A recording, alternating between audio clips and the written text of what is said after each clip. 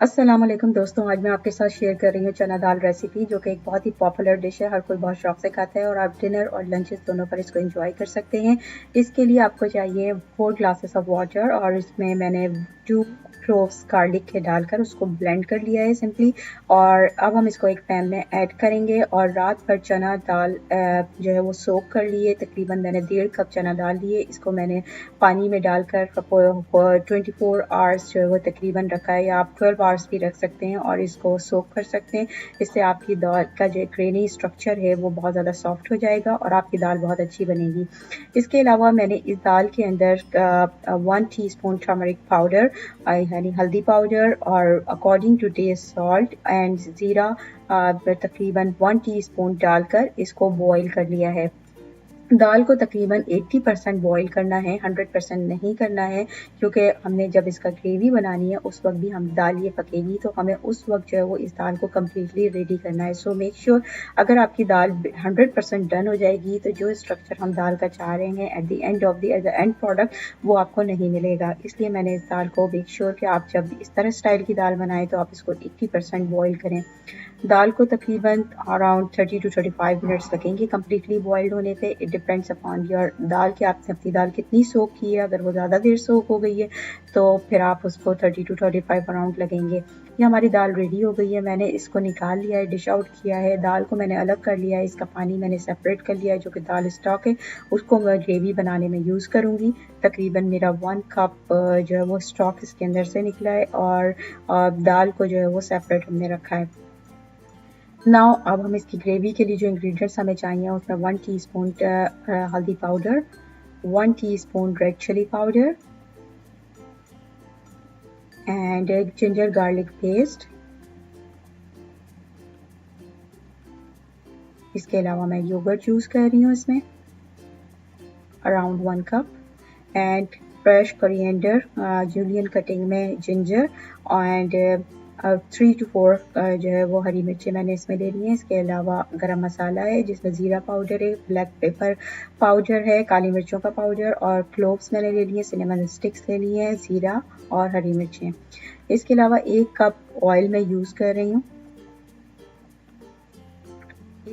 Medium एक size की बड़ी प्याज जो है वो मैंने ली है। उसको मैंने जो है वो रफली स्लाइस कर लिया है।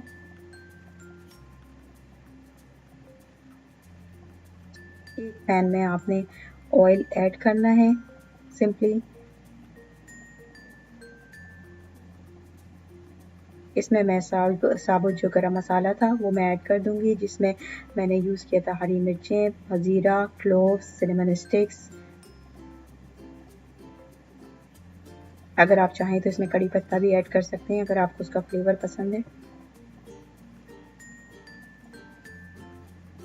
इस वक्त हमारा जो फ्लेम है वो बहुत लो है। मैं इसको हाई फ्लेम पे नहीं डालूंगी क्योंकि अदरवाइज़ आपका जो गरम मसाला होगा वो जल जाएगा और एक वो बहुत ही तल्ख फ्लेवर आपकी पूरे ओवरऑल कुकिंग में ऐड कर देगा। इसमें हमने जो अनियन स्लाइस की थी वो इसके अंदर डालकर हमने इसको 50% गोल्डन फ्राई करना है, 100% नहीं करना है।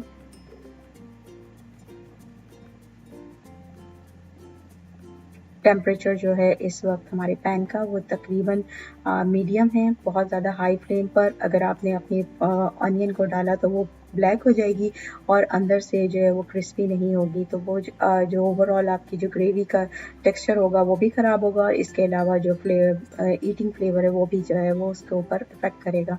इसके साथ जब आपकी 50% जो है वो गोल्डन फ्राई हो जाए आपकी अनियन, तो आप इसके अंदर जो है वो जिंजर गार्लिक पेस्ट जो हमने बनाया था वो ऐड कर देना है।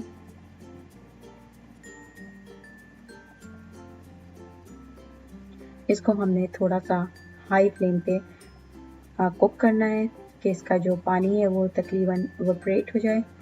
और इसके इन द मीन वाइल हम इसके अंदर सारा जो रेड पेपर, टर्मरिक पाउडर वो भी ऐड कर देंगे। But before that you have to evaporate your the water.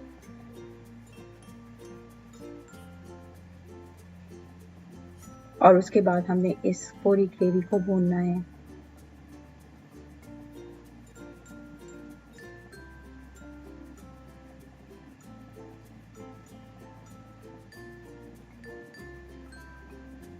चना दाल की रेसिपी बहुत ही इजी रेसिपी है और आप इसको अगर आपके पास ये बॉईल की हुई दाल रखी हुई हो आप तब भी इसको इंस्टेंटली बना सकते हैं।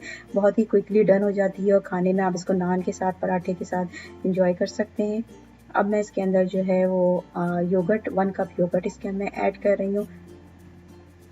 अगर आपके पास योगर्ट नहीं है तो you can also use the tomatoes as well. आप उसको पील करके कुछ टोमेटोज़ के जो चंक्स होते हैं वो इसके अंदर डाल सकते हैं और उससे भी ग्रेवी बना सकते हैं। लेकिन इस दाल का जो फ्लेवर योगर्ट के साथ बनता है वो बिल्कुल ही ढाबा स्टाइल चना दाल बनती है। मैं उसी स्टाइल की चना दाल बना रही हूँ।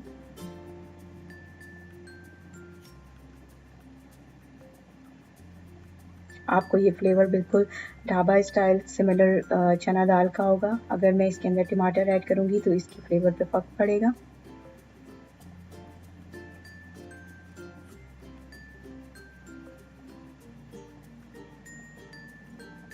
यहाँ पर हमने तकरीबन तो पानी एवोपरेट कर लिया है जो कि जिंजर और गार्लिक का था और यहाँ पे मैंने दाल का जो स्टॉक ड्यूरिंग बॉइलिंग एक्सट्रैक्ट किया था वो सारा मैं जो हूँ इसके अंदर जो है ऐड करूँगी।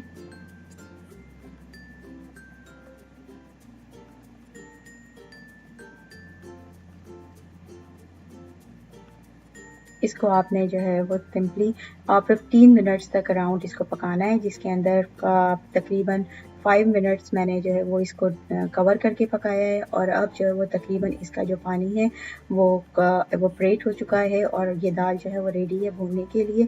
इस ग्रेवी को आपने उस वक्त तक भूनना है जब तक कि इसका ऑयल जो है वो कम्प्लीटली ऊपर आ जाए। At this stage you can check your salt if there is any lacking of salt because make sure कि आपने इस दाल में भी salt ऐड किया है। so इसलिए you have to make sure about कि आपकी जो quantity होगी salt की वो कितनी होनी चाहिए।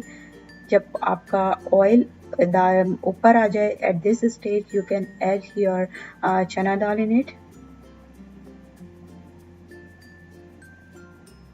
इसको बहुत ही सॉफ्ट हैंड के साथ हमने जो है वो मिक्स करना है। अगर हम इसको हार्डली करेंगे क्योंकि हमारी 80% ये बॉइल्ड हुई हुई है तो ये कम्प्लीटली जो है वो डिफॉर्म हो जाएगी और आपकी जो दाल है उसका वो टेक्सचर नहीं आएगा।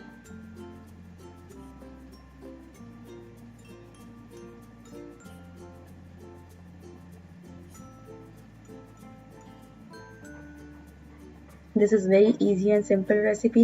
Now you can add your black pepper powder and garam masala powder and little bit of black salt I'm adding it। Black salt जो है वो इसके अंदर एक बड़ा अच्छा सा इफेक्ट जो है वो क्रिएट करेगा। बहुत ही आपने पिंचेस ऐड करने हैं, at least around 4 pinches of black salt.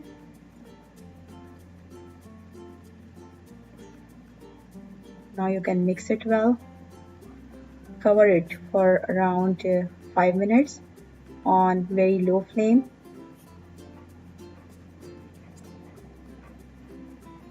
And now it's ready to dish out।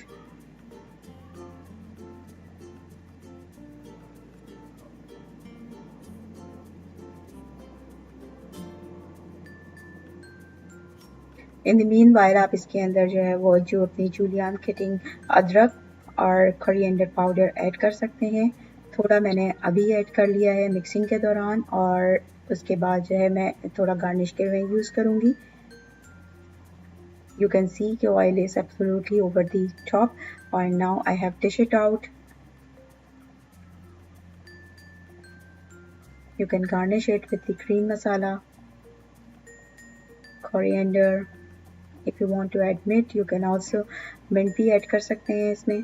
Thank you so much for watching. This is the dish that I wanted to share with you and have a very good day. Bye bye and subscribe to my channel. Thank you so much.